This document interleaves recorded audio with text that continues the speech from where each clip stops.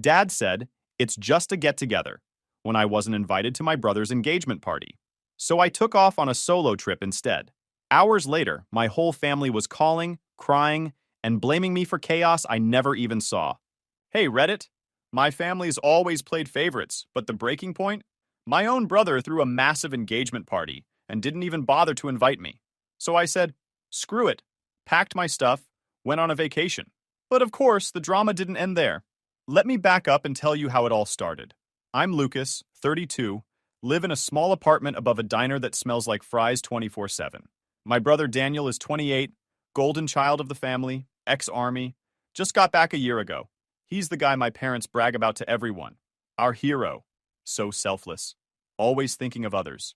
Meanwhile, I'm the one they call when their Wi-Fi goes out or their gutters need cleaning, but nobody's ever writing Facebook posts about me. I've never been jealous of Daniel. I mean, he's my brother, I care about the guy. But the way my parents treat him? Whole different league. Example.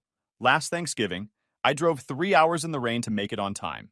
Daniel showed up 2 hours late. No apology, dripping mud all over the rug because he had to grab drinks with an old buddy. Mom hugged him like he just returned from war again. Me? She handed me a towel for the floor and said, "You can clean that, right, Lucas?" That's the dynamic. Always has been. Anyway, last month I was in my little workroom, corner of my apartment where I rebuild old motorcycles, and also finishing a custom save-the-date design for Daniel and his fiancée, Hannah. He'd asked me because, in his words, "You're the artsy one," and Hannah likes the whole handmade vibe. I didn't mind doing it. Actually, I stayed up late more than once to finish the digital mock-ups because Hannah kept changing her mind about colors. She finally loved the version I made with a mountain outline and their initials. So I'm sitting there messing with the last details when my phone buzzes on the workbench. It's a text from Daniel. Party this weekend. Guest list super tight. Hope you understand. I read it twice. At first, I thought he meant another party, like maybe Hannah's friends were doing something small. Then I scroll Instagram while the design software exports the file. And there it is. Some girl Hannah knows has posted a can't wait for the big weekend story with a lake, a giant tent, and the hashtag Daniel and Hannah. I call Dad. Hey, so what's this party this weekend? Daniel texted something weird. Dad goes, oh, it's nothing big. Just a get-together at Hannah's parents' lake house before the wedding. Don't make it a thing. Am I invited? Long pause. It's mostly her family and some close friends. Daniel said the guest list is tight. Dad, I literally designed their invitations. For free. Look, Lucas, he says, already with that tone like I'm being difficult. It's not personal. Just keeping it small. I hang up before I say something dumb. 5 minutes later, my cousin Layla sends me the actual Evite because she assumes I'm coming. Big blue banner. Join us for a weekend celebration. 137 going. So much for small. I skim once and stop at one name. Zoe, his high school ex. So much for a tight list. Me? The guy who lent him $2,000 when his bank card got hacked overseas? Who built the wedding website because Hannah didn't like the template the pros gave her? Not on the list. That's when something in my head just shifts. Not dramatic, no music playing, nothing like that. Just this clear thought. If they don't want me there, fine. I'm not sitting around waiting for the next thing they need from me. I pull up a map on my laptop. There's this off-road trail system in Colorado I've watched videos about for years. Always wanted to go, always said someday. It's 10 hours west. I start looking at motels, campgrounds, fuel stops. Could take my bike on the truck bed, hit some trails, maybe keep driving after. I text Layla. Not going. Got other plans. My phone keeps buzzing. Layla's texting question mark, question mark. Wait, why wouldn't you be there? On Instagram, I post a picture of my bike strapped to the back of my truck with the caption, not on the list? Make your own. Throw my tools in a box, pack my helmet, boots, gloves. For once, I don't tell anyone my plan. Saturday morning, while my parents and half the town head to a lake house I wasn't invited to, I turn the key on my old Tacoma and point it west. First time in years, I feel like I'm actually going somewhere I chose. The truck was already packed from the night before. Gear strapped down, gas tank full, route pulled up on my phone. I left early, before the sun even showed up. The whole street still asleep except for the diner guy hosing off the sidewalk downstairs. Heading west felt weird at first. I'm used to driving for work stuff, deliveries, errands for my parents, airport runs. This time was just me, my rules. About an hour into the trip, Layla calls. You're seriously not coming? She says, before I can even say hello. Nope, I tell her. Got other plans. Lucas, it's your brother's engagement weekend. He didn't invite me. She goes quiet for a few seconds. I thought that was a mistake. Everyone just assumed you'd be there. Guess not, I say. What did your parents say? That it's a small thing. Guest list was tight, even though there's 100 people and a DJ. Layla sighs. Wow. Okay. So where are you going? Colorado. Taking the bike, hitting some trails. She laughs once like she doesn't know if I'm serious. You're actually leaving the state over this? Yeah, already on the road. She doesn't argue after that. Just says, send me a picture when you get there. And Lucas, good for you. I hang up and keep driving. The miles roll by. Flat farmland, small towns with one gas station and a diner, then long stretches with nothing but billboards for fireworks and Jesus. My truck's old enough that the radio knob crackles when I turn it, so I stick to podcasts and bad playlists I made years ago. By late afternoon, mountains start showing up in the distance. My truck struggles on the steeper grades, engine whining, but it makes it. I pull into a little motel just past the state line, one of those places with wood paneling and plastic chairs outside every door. Room smells like lemon cleaner and old carpet, but it's fine. Next morning, I drive out there. Big dirt lot full of trucks, trailers, bikes in every color. While I'm unloading mine, a guy with a buzz cut and knee brace comes over. Need a hand? He asks. Sure, I say. Name's Miles, ex-Marine. Been riding since he was a kid. Says he messed up his knee last year, but refuses to quit riding. He introduces me to Wyatt, a divorced dad with a beat-up pickup and 2 teenagers he sees every other weekend, and Naomi, a grad student filming some project about public lands. They look at my bike like it passes inspection, ask if I want to join their loop. We start on an easier trail. Mostly dirt, a few rocky sections. I haven't ridden anything serious in months, so my arms are tight at first.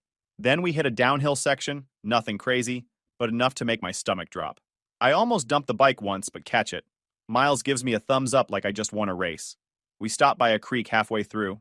Everyone pulls snacks from backpacks, jerky, trail mix, gas station sandwiches. No small talk about weddings or work drama. Just people trading tips about tires and chains, arguing about the best camping stoves. I check my phone out of habit. 4 missed calls from Dad. 1 from Mom. 2 texts from Hannah.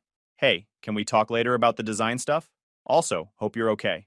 I ignored them. Back at the lot, Miles asks if I'm camping with them tonight. Says they've got a spot near the river, enough room for another tent. Yeah, I tell him. Why not? Ew. We set up camp before dark. Wyatt shows me how to brace my tent against the wind with a spare rope. Naomi sets up a tripod to film the sunset. Miles heats a pot of chili on a little stove. Conversation drifts from bikes to work to whatever's next in life. Wyatt talks about finally learning guitar at 40. Naomi says she might move to Alaska after her project's done. Miles tells a story about sleeping through a storm in Afghanistan, like it was nothing. I don't say much. Just listen. Realize it's the first night in years nobody's asking me for a favor. When it gets cold enough to see our breath, I crawl into my sleeping bag and check my phone one more time. More missed calls. A picture from Layla of the lake house all lit up. People dancing under a tent. I turn the phone off. Tomorrow, we ride the harder trails. Morning air cut like ice as I crawled from the tent. River mist hovered low, sun barely clearing the ridge. Miles made coffee on the stove. Wyatt stretched stiffly. Naomi filmed the pink sky.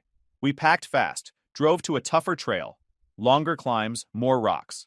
Miles gave quick instructions. Stay left on ridges, keep speed downhill, trust the tires. First big drop. I almost froze but pushed through. Tires skidded, caught. Somehow I stayed upright. At the bottom, Wyatt yelled, "That's the way!" I laughed, hands shaking. Halfway through the loop, we stopped at a clearing overlooking the valley. Phones came out for photos. I checked mine, bad habit, and saw 3 texts from Layla, sent over the last hour. Things getting weird here. Hannah looks upset. Call me when you can. No details, just that. I sent back a thumbs up emoji because the group was already moving again. The next section was smoother. Long curves through pines, the smell of sap and dust everywhere. By the time we got back to the lot, my arms felt like rubber, but the good kind. Like I'd actually done something real. Miles clapped me on the shoulder. Not bad for a first real ride. Didn't die, I said. Always the goal, Wyatt added. We sat on tailgates eating whatever we had left. Protein bars, apples, some trail mix Naomi handed around. Nobody was in a rush. Then my phone buzzed again. Layla calling this time. I answered. What's happening? She didn't waste time. Hannah's been crying on and off since last night. Some fight with Daniel before the big dinner tonight. Mom's trying to keep people from noticing, but it's obvious. About what? No clue. But your dad keeps saying everything's fine while looking like he's about to blow a gasket. I could hear voices in the background. Music, doors opening and closing.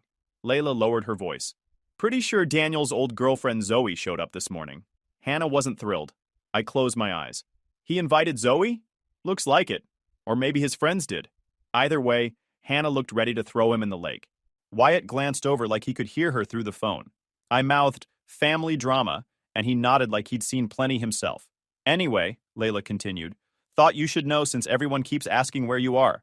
Dad told some people you were sick. Mom said work trip. Daniel just says you're busy. Sounds about right, I said. Lucas, she added before hanging up, whatever you're doing out there, keep doing it. They're running in circles without you. After she hung up, I told Miles and Wyatt the basics. Miles laughed once. Families fall apart fast when the glue walks off. Wyatt pointed at me with his sandwich.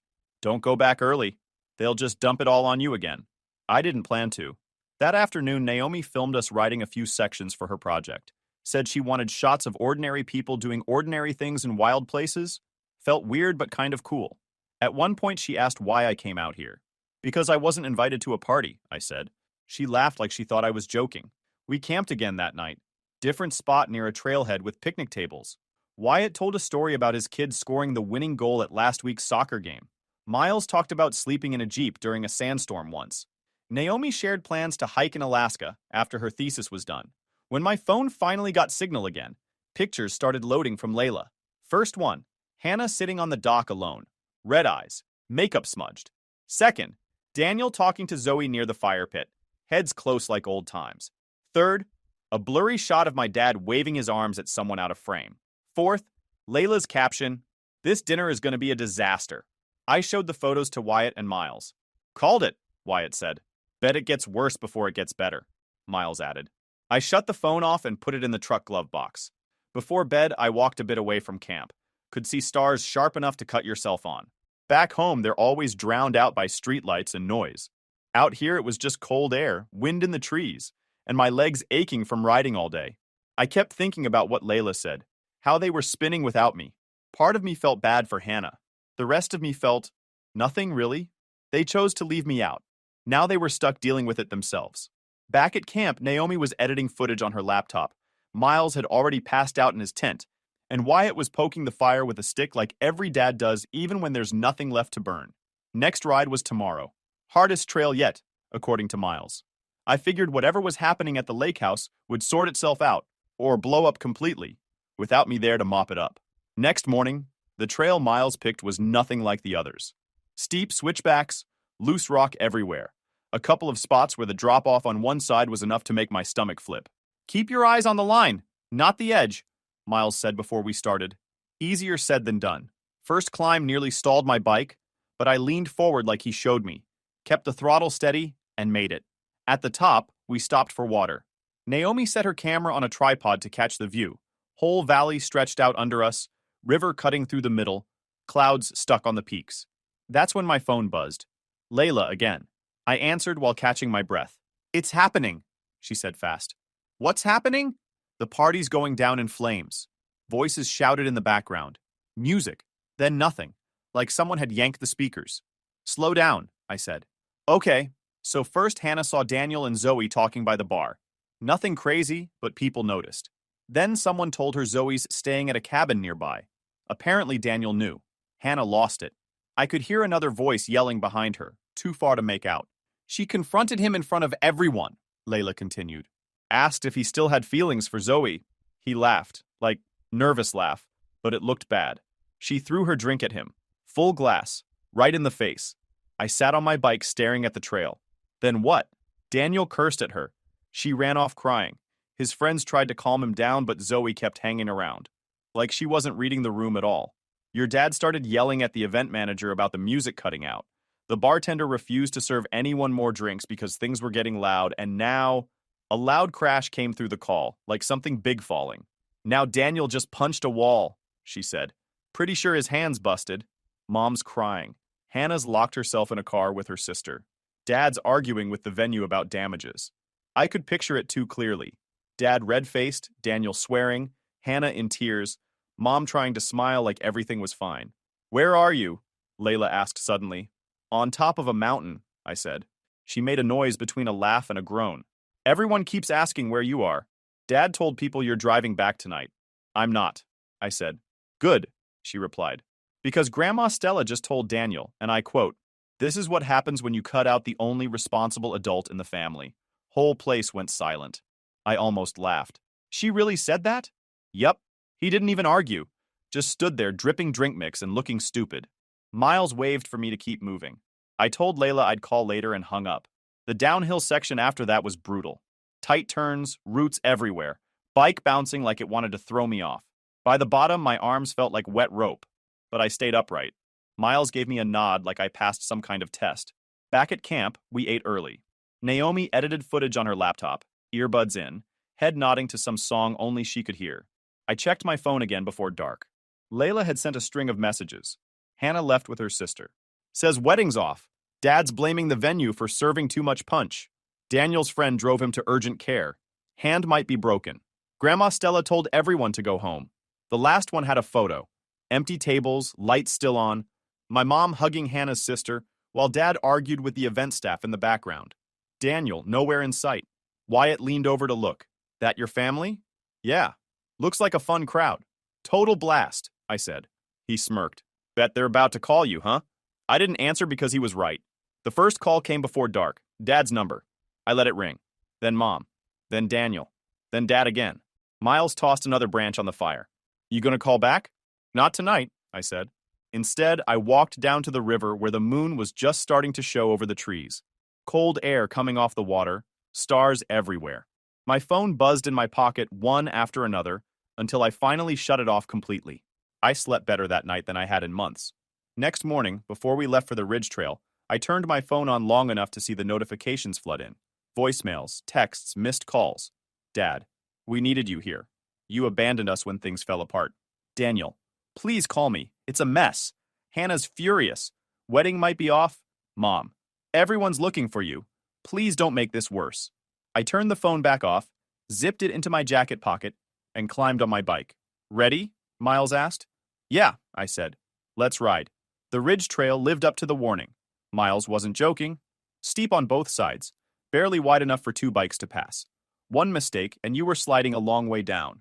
Halfway across, we stopped at a flat section to catch our breath. Wind cut over the top, sharp and cold. From there, we could see 3 states if Miles was telling the truth. Worth it, Wyatt said, leaning on his handlebars. I pulled the little spiral notebook from my jacket pocket. Last night, sitting by the fire, I'd written out a list. Not a journal, not feeling stuff, just bullet points. Moving forward, this is what I need. Pay back the $2,000 by end of year. No free design work. Family discount 25%, nothing more. 2 weeks minimum notice for events. No last-minute guilt trips. No asking me to mediate fights. If you argue, deal with it yourselves. Respect a no. First time. No bargaining. I stared at it again. Simple rules. Clear. The kind nobody could pretend they didn't understand. Writing homework? Wyatt asked. Boundaries, I said. He nodded like he'd written a few himself once. Good. Families push until you stop them. Back at camp, Miles heated canned soup. Wyatt showed me how to patch a tube on my bike's spare tire. Normal stuff. Then I turned my phone on. Voicemails came first. Dad. Lucas, your brother's in rough shape. You need to call back. We can't handle this right now. Mom. Sweetheart, please come home early. Everyone's upset. We need you. We need you to fix it today, she said. Redo the venue layout, rebuild the Evite, call Hannah's parents, get everyone back on the same page. You're the only one who can turn this around. Daniel. Look, I messed up, okay? Hannah won't answer me. Dad's furious. Just call me. Layla. Grandma Stella's moved into your mom and dad's house. She told your dad to shut up twice already. You'd love it. I didn't call anyone. Instead, I texted Layla, safe, back in 2 days. Things change when I get back. She just replied, about time. That afternoon, we hit one more trail. Fast, downhill, all switchbacks and loose rock. By the bottom, my arms burned, but it felt good. Clean. Like all the noise stayed on top of the ridge. Back at camp, I opened my email. Switchback Creative, a small design studio in Colorado, had written back again. They liked my portfolio and wanted to talk Monday about a 6-month contract. I sent back yes, let's talk before I could overthink it. Evening came. Wyatt built a fire. Miles cooked pasta in the dented pot. Naomi uploaded her footage somewhere with spotty Wi-Fi. I wrote my list out again, this time neat enough to hand someone. Another round of messages loaded when my phone got signal. Layla, your dad tried to talk to Hannah's parents today. Disaster. They told him Daniel better fix this himself. I didn't answer it. Wyatt looked over. Still blowing up? Yeah, I said. He tossed another stick on the fire. Let it burn. They started it. Later, while the others crashed, I sat in my truck with the dome light on, wrote a short message to the family group chat. Back Wednesday. We meet somewhere neutral. I bring a list. If it's not respected, I'm out until it is. Your move. Then I shut the phone off again. Next morning, we packed up camp. Miles headed east, Wyatt back home to his kids, Naomi to the airport. We traded numbers, but no big speeches, just nods and handshakes. Driving back alone felt different than coming out. Quieter in my head. I stopped in a small-town diner for breakfast, eggs and toast for $6. By evening, I was 2 states over, checked into a cheap motel with buzzing lights and carpet older than me. I opened my laptop, filled out paperwork Switchback Creative emailed for Monday's call. Before sleeping, I turned my phone on long enough to see one last text from Layla. Your dad says you better be ready to explain yourself Wednesday. Grandma says you better be ready to make demands. I texted back, oh, I am. I picked the Northside Deli because it had big tables, bright windows, and no way for anyone to slam doors or shout without half the place watching. Wednesday at 11 a.m., exactly like I texted. I got there 10 minutes early, ordered black coffee, nothing else, sat at the corner table where I could see the parking lot. At 10:59, Dad's truck rolled in. He marched inside first, stiff shoulders, jaw tight. Mom followed, eyes already wet. Daniel came next with his hand in a brace, looking like someone who wanted pity. They sat across from me. Finally decided to show up, Dad said before anyone touched a menu. After running off while your family fell apart. I sipped my coffee. Morning to you too. Mom leaned forward. Lucas, your brother's wedding is hanging by a thread. Your father's blood pressure is through the roof. Hannah's parents think we're lunatics. We needed you here. I set my coffee down. Needed me for what? To fix Daniel flirting with Zoe? To stop him punching walls? He stared at the window. It was my call. I told myself keeping you off would keep everything calm. It was a stupid move. So you cut me to keep things calm? I said. How'd that work out? Dad slammed his palm on the table hard enough to rattle the silverware. This isn't about who did what. This is about family showing up when it counts. And you, off on some vacation while everything blew up. I leaned forward. Family showing up? You didn't even invite me to the wedding party. Remember that? 100 people on the guest list, and I found out from Layla. Nobody said anything. Mom looked at her lap. Daniel stared at the window. I pulled a folded sheet of paper from my jacket and laid it on the table. This is what I came to talk about. Mom waved a hand. Lucas, please, not lists right now. We need to focus on Daniel and Hannah. No, I said. We're focusing on this first. Dad leaned back, snorted like I'd told a joke. You think you get to set rules for us? After the way you abandoned everyone? I didn't raise my voice. I didn't abandon anyone. I set my phone down for the first time in 10 years, and you all acted like the world ended. Daniel crossed his arms. Oh, here we go. Poor Lucas, the victim. Never mind Hannah crying all weekend, me in urgent care, Dad trying to hold the family together. I cut him off. Hold the family together? You mean yelling at bartenders while Grandma Stella told you the truth? Mom gasped like I'd cursed in church. Dad's face turned red. I pointed at the paper. $2,000 I sent you at 3 a.m. from Germany. Never paid back. Every wedding graphic Hannah wanted changed last minute. Done for free. Rides to the airport. Emergencies fixed. Holidays skipped so I could finish your stuff. And one time I don't show up, suddenly I'm the problem? Daniel muttered. You didn't have to do all that. Right, I said. I didn't, but I did. And you all got used to it. Mom reached across the table like touching my hand would erase everything. Sweetheart, let's not fight. We just need you to help plan the new engagement party so we can... I pulled my hand back. No. Read the list. Dad snatched it off the table, scanned the first lines, then tossed it back like it was trash. Pay back money. 2 weeks notice for events. Respect a no. What is this, a contract? Exactly, I said. Because without rules, you treat me like free labor. Like a firefighter waiting for alarms. Mom's voice went sharp. How can you be so cold after everything this family's been through? I almost laughed. Cold? You threw a 100-person party and didn't invite me. Then blamed me when it collapsed? And I'm the cold one? Daniel slammed his good hand on the table. Hannah wouldn't even be mad if you were there to talk to her. She listens to you. You could have fixed it. Not my job to fix your mess, I said. He leaned forward, face tight. So what? You're better than us now. Off riding bikes like some midlife crisis hero, while the rest of us... While the rest of you what? I asked. Light everything on fire and call me when the smoke gets thick? Dad shoved his chair back, loud enough to turn heads at the next table. I will not be spoken to like this by my own son. Then listen instead, I said. Because here's how it goes. Follow the list, we stay in contact. Don't. And I step back. No yelling, no drama. Just distance. Mom grabbed the paper again, scanning it like maybe it bit her. You'd really cut off your family over this? I finished my coffee. Over years of being treated like a tool? Yeah. Nobody spoke for a full 10 seconds. Then Dad muttered, selfish. I stood. Call it whatever you want. My life, my rules now. As I walked out, Layla texted, Grandma says about time someone knocked them down a peg.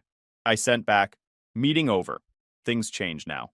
Our 2 weeks after that deli meeting, I was back on the road, this time with everything I owned stuffed into the truck bed. Switchback Creative offered me the 6-month contract after one Zoom call. Pay was good, work sounded better, and most important, it was nowhere near my family's constant chaos. I moved into a small apartment in town. The landlord was a retired teacher who slid the keys across the counter and said, "Don't blast music after 10. That was it. No drama. On my first day at Switchback Creative, the creative director handed me a folder with logos, old brochures, and a list of what they needed designed. Mom called the third evening. I let it ring, then listened to the voicemail later. We hope you're settling in. Your father says hi. Daniel's hand is healing. Hannah, well, we'll see. I didn't call back right away. The family group chat stayed busy without me. Layla sent screenshots. Dad trying to convince Hannah's parents the wedding was still on. Hannah's parents saying not until Daniel proves himself. Daniel posting gym selfies with captions about bouncing back. Grandma Stella telling him online to bounce back into paying your brother. That part made me laugh. One evening, a letter showed up in my mailbox. Real envelope, actual handwriting. Grandma Stella. Lucas, your father asked me how to throw a birthday party for your mother without it being a disaster. First time in 40 years that man's asked anyone for advice. Thought you'd want to know. I pinned the letter on my fridge next to trail maps. 2 days later, Daniel called. I almost didn't answer, but curiosity won. Hey, he said, voice awkward. I sent the first half of what I owe you. Check your account. I checked. He had. Okay, I said. He cleared his throat. Also, Hannah and I are keeping it small. 30 people. No big parties. You'll get an invite if you want it. If I want it? Yeah, he said. No pressure. I know I screwed up. I didn't promise anything. Just told him I'd think about it. Back at work, things kept picking up. Word spread that I worked fast and didn't miss deadlines. A coffee company hired me to redo their branding. Then a hiking gear store wanted a new logo. Checks hit my account like clockwork. One night, Layla called just to say Grandma Stella told Dad, if Lucas shows up to the wedding, you keep your mouth shut unless spoken to. She really said that? I asked. Oh yeah, Layla said. In front of Hannah's parents. I almost felt bad for him. Almost. By month 3, the apartment walls were covered in trail photos, project sketches, and postcards from places I rode on weekends. Santa Fe, Boulder, Moab, places I used to Google while fixing my family's problems at 2 a.m. Mom started calling once a week. Short conversations, mostly her telling me about church or the garden or how Dad had calmed down a little. No yelling, no guilt trips, just updates. Daniel sent the rest of the money in month 4. No speech, no strings. Just a text. Paid in full. The wedding invite came a week later. Simple card, no gold edges or huge guest list, just names, date, place. I booked a hotel room instead of staying at my parents' house. My rules, my space. Wedding day came. Small church, quiet crowd. Hannah nodded when she saw me. Daniel shook my hand before the ceremony and said, "Thanks for coming." No drama, no speeches about family sticking together no matter what. Just vows, rings, done. At the reception, Grandma Stella sat next to me and whispered, "Notice how peaceful it is when people follow rules?" I smiled. A few minutes later, Mom walked over first. Hands clasped, eyes tired but softer than I'd seen in years. "Lucas," she said, "I'm sorry. For the party. For all of it. We should have listened sooner." Dad came next, looking like someone forced him but still managing. I was wrong. About a lot. You deserved better than how we handled things. He glanced away like the words weighed more than he expected. Daniel shifted on his feet, wedding ring catching the light. I screwed up, he said. Not just the party, the way I leaned on you for everything. I get it now. I'm sorry, man. I nodded once. Thanks. And no speeches, no hugging circle, just three people finally saying what needed to be said before heading back to their tables. Grandma Stella smirked. Took them long enough. Back in Colorado the next week, the studio offered to extend my contract another 6 months. I said yes without hesitating. Family group chat stayed mostly quiet now. Pictures of birthdays, holidays, normal stuff. No one asking me to fix anything. Halfway through a Saturday ride with the locals, we stopped at a ridge. Wind in the pines, sunlight on the valley. I pulled out my phone, checked the map, then shut it off again. For once, nobody needed me, and it felt good.